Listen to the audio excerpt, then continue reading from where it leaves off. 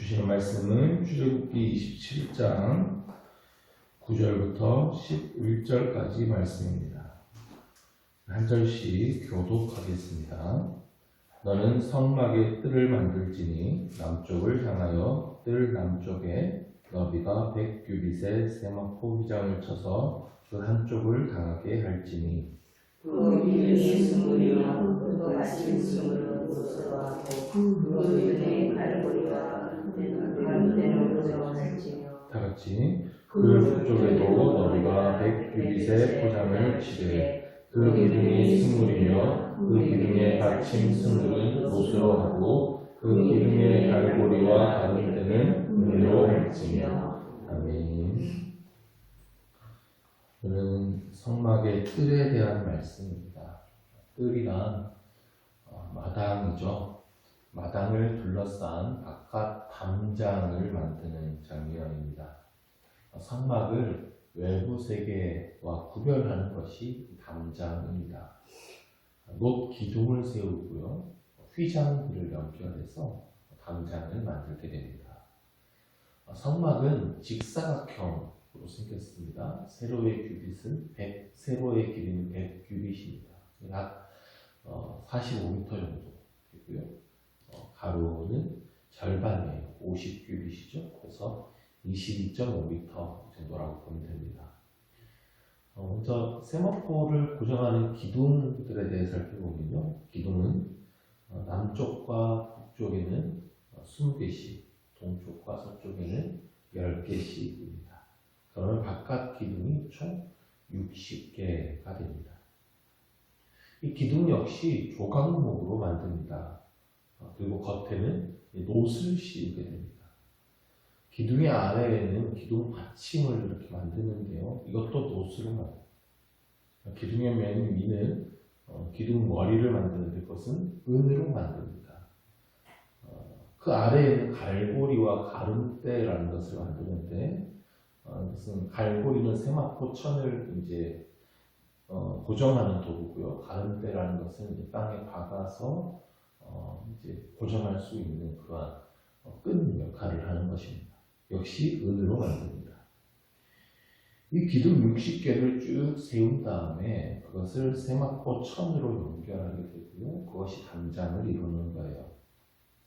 성막의 문은 한 곳입니다. 동편에 4개의 기둥 사이에 문을 이루는 천을 칩니다. 그 천은 청색, 자색, 홍색, 그리고 가늘게꼰 배실로 이루어져 있습니다. 이것이 이제 문이라는 것을 확실히 알 수 있게끔 표시가 나는 것인데요. 역시 예수 그리스도를 상징하는 색깔들이죠. 성막은 전부 이동식입니다. 구름기둥, 불기둥을 따라서 이동을 하다가 머물게 되면 그곳에 성막을 쳐야 하는데요. 근데 방향이 중요해요. 그래서 성막에 관련된 말씀을 보시면 북쪽에는, 남쪽으로는 이런 말들이 나와요. 그러니까 아무렇게나 성막을 설치하면 되는 것이 아니라 방향을 정확하게 따져서 설치해야 됩니다. 문은 반드시 동쪽입니다. 의미가 있어요. 창세기 3장을 보면 하나님께서 아담과 하와를 에덴 동산에서 출범하시죠. 그때 그룹 천사를 에덴 동산으로 돌아가는 길에 두시고 그 길을 지키게 하십니다. 그때 말씀을 보면 에덴 동산 동쪽을 지키게 하셨다라고 되어 있습니다. 그러니까 에덴 동산으로 들어가는 입구가 동쪽에 있습니다. 창세기 4장을 보면 가인이 죄를 짓고 하나님 앞에서 쫓겨나갑니다. 창세기 4장 16절을 보면 가인이 여호와 앞을 떠나서 에덴 동쪽 놋 땅에 거주하더니 라고 되어 있습니다. 에덴의 동쪽으로 옮겨갑니다.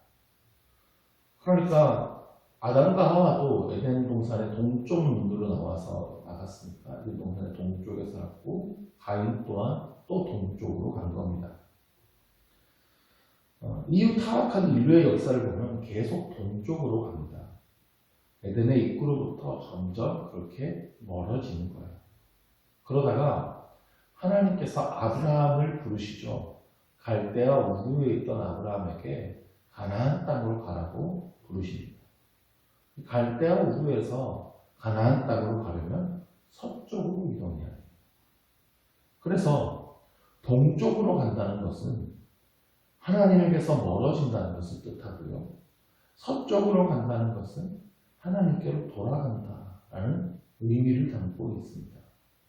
그러니까 동쪽 방향으로 가지 마십시오. 뭐 이런 뜻이 아니라 성경에서의 의미가 그렇다는 겁니다. 놀랍게도 전 세계에 복음이 전파되는 경로도 보면 동에서 서쪽으로 갑니다. 이스라엘 지역에서 시작된 그 복음이 유럽 땅으로 가고요. 아메리카 대륙으로 가서 동아시아 지역으로, 그리고 중앙아시아로, 그리고 아프리카로 전해지고 있습니다. 복음 전파의 힘도 동에서 서로 흐릅니다. 성막의 문이 동쪽에 나 있습니다. 그러면 서쪽에서 오는 사람들이 그 문을 정면으로 마주하게 되겠죠. 그래서 성막의 문이 동쪽에 나 있습니다. 하나님에게서 떠나가서 멀어져 가고 있는 자들을 그 향한 쪽으로 문이 나 있는 거예요.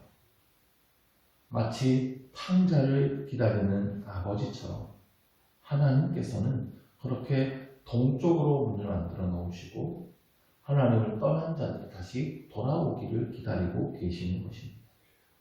그래서 문은 동쪽에 있습니다. 저희 수요일에 요한복음을 살펴보고 있는데요. 예수님은 내가 곧 문이라고 말씀하셨습니다. 문으로 들어가지 않는 자는 다 도둑이라고 말씀하셨습니다. 구원으로 들어갈 수 있는 유일한 문은 예수님이십니다. 그래서 성막의 문은 동쪽에 오직 하나의 문. 청색, 자색, 홍색, 가늘게꼰, 배실로, 술로 이 문, 이 네 가지 색은 모두 예수 그리스도를 상징한다고 말씀드렸습니다. 이 문, 유일한 문이 있고요. 나머지 휘장은 전부 세마포로 만듭니다. 세마포는 흰색입니다. 하얗고 깨끗한 세마포 옷은 여인이 결혼식 때 입습니다. 지금도 결혼할 때 하얀 드레스를 신부가 입게 되는데 이스라엘에서도 마찬가지로 하얀 세마포 옷을 입습니다. 요한계시록 19장을 보면 하나님과 성도들 간의 혼인예식이 펼쳐지는데요. 신랑 되신 하나님을 맞이하는 신부가 세마포 옷을 입고 맞이합니다. 유대인의 문화를 보면요. 결혼식을 두 번 하게 되어 있습니다. 첫 번째 결혼식은 신랑의 집에서 합니다. 이 결혼을 정혼이라고 합니다. 정혼을 하고 나서 정식 결혼 생활이 시작되는 게 아니에요. 약혼의 개념이라고 보시면 되는데요. 결혼 생활은 시작하지 않았지만 사실상 결혼한 상태, 법적인 효력을 낳습니다.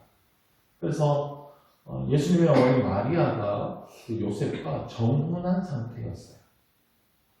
남녀가 정혼을 하면 그 다음에 각자의 집으로 돌아갑니다. 신부는 그때부터 신부 수업을 받고요. 신랑은 신부와 함께 살 집을 마련하게 됩니다.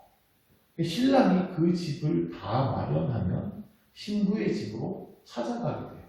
그때 두 번째 결혼식이 열리고 드디어 정식 결혼 생활이 시작되게 됩니다.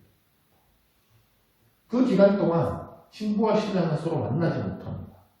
그런데 서로가 다른 남녀를 만나서도 안 됩니다. 정혼을 했습니다.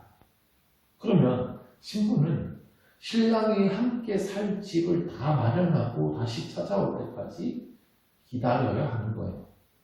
신랑이 조금 늦어지더라도 다른 남자에게 눈을 돌려서는 안 되는 겁니다. 요한복음 14장을 보면 예수님께서 이런 말씀을 하십니다. 가서 너희를 위하여 거처를 예비하면 내가 다시 와서 너희를 내게로 영접하여 나 있는 곳에 너희도 있게 하리라. 이게 바로 유대인들의 이러한 결혼 문화를 반영한 말입니다. 그리고 아까 봤던 계시록 19장에서 신랑과 신부의 혼인잔치가 벌어지는 거예요. 그때 신부는 깨끗한 세마포 옷을 입습니다. 내가 순결한 마음으로 신랑을 기다려왔다는 표시가 바로 이 세마포 옷이에요. 하나님을 신랑으로 삼은 교회의 순결함과 거룩함의 상징이 바로 세마포 옷이에요. 그 세마포가 성막의 담장을 이룹니다. 그 담장의 높이는 5규빗이에요. 미터로 환산하면 2m 25 정도 됩니다. 그러면 거인이 아닌 이상 성막 안을 들여다볼 수가 없습니다. 밖에서 보면 그냥 하얀 세마포 담장이 있고 그 안쪽에 성막의 지붕만 보입니다. 바깥 지붕은 거무튀튀한 해달의 가죽으로 만들어졌죠. 그리고 번제단에서 피어오르는 연기만 보이고 그 안에서 일어나는 소리들만 들리게 됩니다. 이것을 교회의 신비성이라고 말합니다. 세상은 교회의 외관을 보는데 그 안에 영적인 진리들은 이해하지 못합니다. 그런데 밖으로 분명히 보여지는 것들이 있어요. 그것이 세마포 휘장입니다. 깨끗한 세마포 휘장이 둘러싸고 있어요. 교회가 세상에 비춰지는 모습을 그래야 합니다. 성막의 담장을 의리의리한 대리석으로 짓지 않습니다. 금으로 도금한 널판을 내보이지도 않습니다. 그저 아무 무늬도 없는 세마포 천이에요. 별 볼 일 없어 보일 수도 있습니다. 그러나 깨끗합니다. 거룩한 행실이 분명히 세상으로 드러나야 한다는 거예요. 우리의 성도의 삶에서 그 거룩하고 순결함이 드러나야 합니다. 우리가 무슨 화려한 업적을 이루고 성공하고 잘 사는 모습을 보이는 것도 좋지만 교회는 세상에 거룩함을 나타내야 합니다. 세마포 담장은 그것을 의미하는 거예요. 성막은 세상과 분명히 구별된 곳입니다. 담장으로 분명히 성막의 경계를 구별했어요. 그리고 그 성막 안으로는 아무나 들어올 수 없게 되어 있어요. 성도의 삶은 세상과 분명한 구별이 있어야 됩니다. 거룩한 구별됨이 필요해요. 그것이 교회를 교회되게 하고 성도를 성도되게 하는 담장입니다. 우리 삶에 그러한 분명한 구별됨이 있게 되기를 간절히 원합니다. 그 거룩함이 세상에 나타날 때 하나님을 떠났던 자들이 다시 하나님께로 돌아오는 역사가 일어나게 될 것입니다. 겉으로 보기에는 별 볼 일 없어 보이는데 과연 저 안에서 무슨 일이 일어나는 것일까? 그 묘한 매력을 교회는 풍길 수가 있어요. 그것이 성막이 지닌 거룩한 힘이었습니다.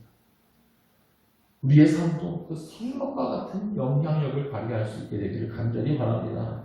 세상과 다른 거룩한 삶을 드러내므로 많은 사람들이 예수 그리스도라는 문을 통과하여서 하나님께로 돌아오는 역사가 우리 교회 가운데 일어나게 되기를 주의 이름으로 축원합니다. 기도하겠습니다. 네. 하나님 아버지, 하나님께서는 우리를 거룩한 백성으로 삼아주시고 교회가 되게 하여 주시어서 이 하나님 안에 있는 영적인 신비를 알게 하셨습니다. 하나님께 감사와 영광을 돌립니다. 우리를 거룩한 성도로 불러주셨으니 우리도 이제 거룩한 백성으로 살아가기를 원합니다. 신랑 되신 주님을 기다리는 신부로서 거룩하고 순결하게 살아가는 우리 되게 하여 주옵소서. 오직 하나님의 말씀을 지키며 주님을 기다리는 삶을 살게 하여 주옵소서. 세상에 이 거룩한 삶을 분명히 드러내기를 간절히 원합니다. 거룩한 영향력을 가지게 하여 주시고 그들이 이 교회의 모습을 보고 다시 하나님께로 돌아오게 되는 구원의 역사가 일어나게 하여 주옵소서. 예수 그리스도의 이름으로 기도드립니다. 아멘.